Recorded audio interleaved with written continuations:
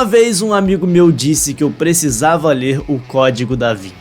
Eu já tinha visto o filme, tinha gostado bastante, né, com Tom Hanks, e tinha me interessado mais por aqueles temas, né, eu gosto de teorias da conspiração, mas ele falava, você tem que ler o livro, você tem que ler o livro, é melhor, e eu resolvi dar uma chance. E hoje, né, que eu tenho um canal, eu decidi fazer nesse vídeo aqui tudo sobre Código da Vinci. Vamos falar um pouco sobre o livro e também sobre o filme. Dan Brown é um escritor americano nascido em 22 de junho de 1964. Antes de se tornar um autor de sucesso, ele trabalhou como professor de inglês e a sua carreira literária começou com os livros de suspense. Mas foi com o Código da Vinci que ele alcançou a fama mundial. E ele é muito conhecido, né, por criar histórias com elementos históricos, religiosos e até científicos e sempre entrelaçados com enigmas e conspirações. E o Código da Vinci foi publicado então pela primeira vez em março de 2003. Ele já afirmou várias vezes em diversas entrevistas que a inspiração dele para o livro veio do interesse pessoal dele por arte, por história e principalmente por teorias da conspiração. Ele mencionou a fascinação pela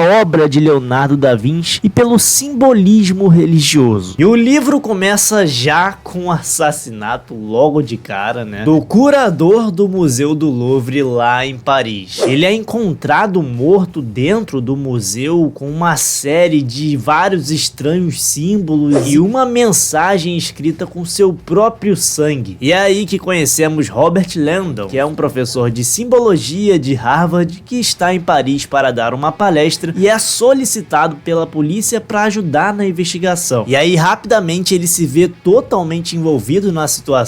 Ele é apresentado a neta do curador, né, a neta do Saunier, que é a Sophie, e ela é uma espécie de criptógrafa. E ela revela a Landau que seu avô lhe deixou uma série de pistas ocultas em obras de arte e objetos ao redor do Louvre. E aí eles juntos, né, descobrem várias pistas e entendem que essas pistas na verdade revelam um segredo que envolve a Igreja Católica e a verdadeira natureza do Santo Graal. E você tá lendo assim, não tem como parar de ler, né? É um ritmo avassalador, é muito rápido, é muito envolvente. E ao longo dessa história eles vão, né, desenvolvendo e resolvendo vários enigmas, né, que levam eles para vários lugares históricos, como a igreja de Saint-Sulpice em Paris, o Templo de Londres e a Abadia de Westminster. E a trama mesmo se aprofunda na história do Priorado de Sião, que é uma organização secreta, né, que foi fundada em 1099 durante a Primeira Cruzada. E segundo Dan Brown, o priorado foi estabelecido por um homem que supostamente descobriu documentos reveladores sobre a linhagem de Jesus Cristo. E o objetivo do priorado era proteger esses documentos e preservar a linhagem sagrada que descende de Jesus e de Maria Madalena. E nessa história, o Priorado de Sião é tratado como uma organização muito secreta, mas também muito influente, composta por alguns dos maiores intelectuais da história, né? Leonardo da Vinci, Isaac Newton, Victor Hugo e etc, etc. E esses membros ilustres são chamados de grão-mestres. Eles desempenham um papel crucial ali na manutenção dos segredos do priorado ao longo dos séculos. Isso tudo é muito interessante, mas embora que o Priorado de Sião tenha sido apresentado de forma historicamente, né, significativa no livro de Dan Brown, vale destacar que a existência do priorado, né, conforme descrita por Dan Brown, é baseada em documentos que foram posteriormente revelados como falsificações criadas na década de 60. Mas essa junção de ficção e o fato foi muito bem conduzida e mostra o talento desse autor em nos deixar intrigado, né, querendo saber mais sobre tudo isso. E o Código da Vinci é bom por isso, né, porque ele tem história, tem simbologia, tem religião, tem ciência, é um suspense, né, muito bom.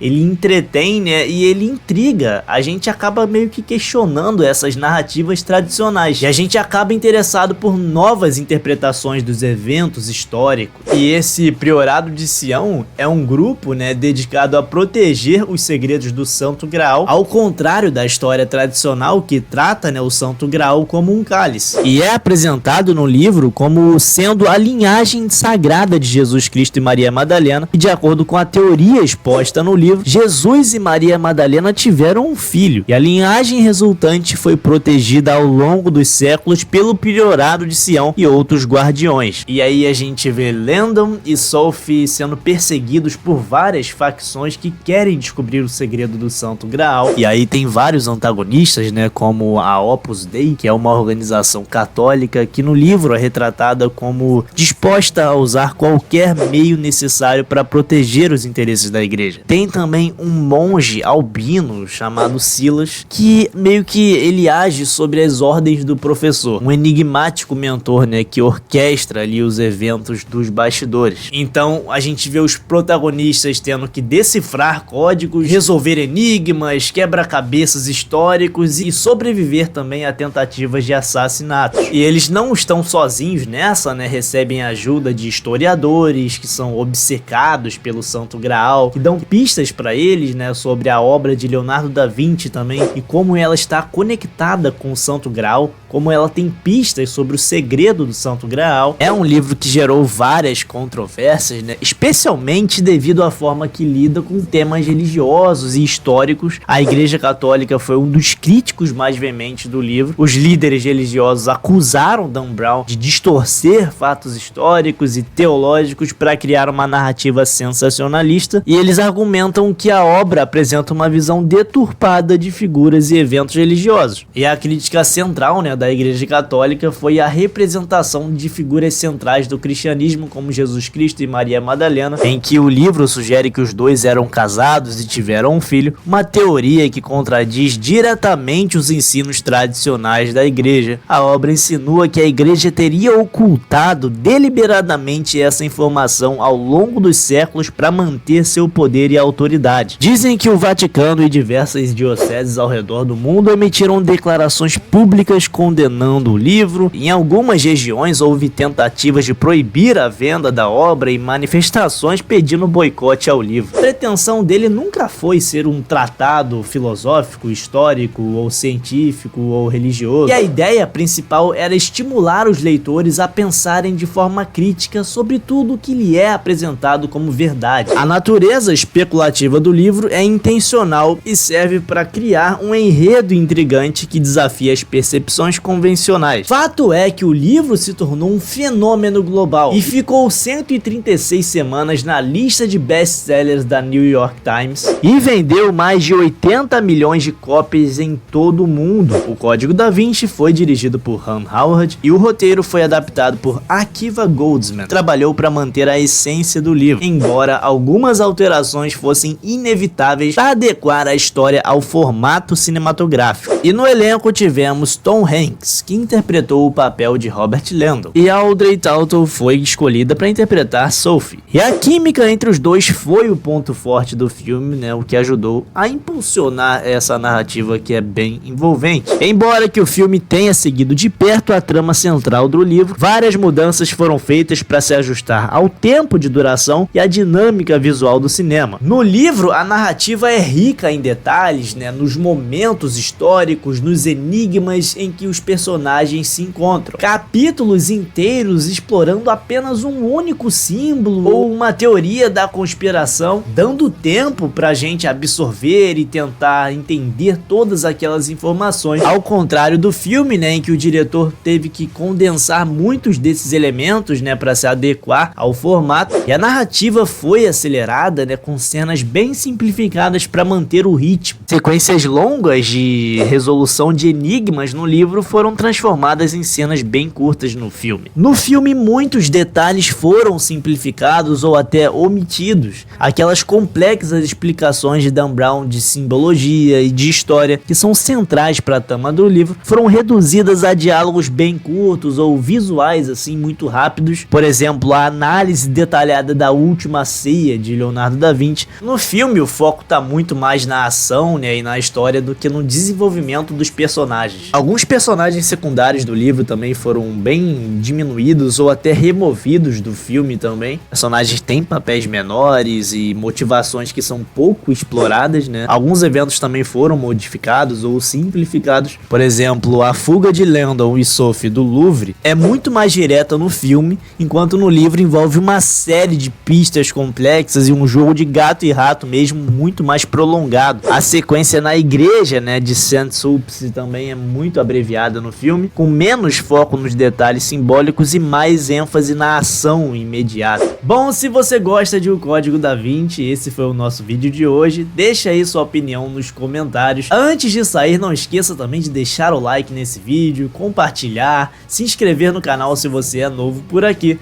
E até o próximo vídeo!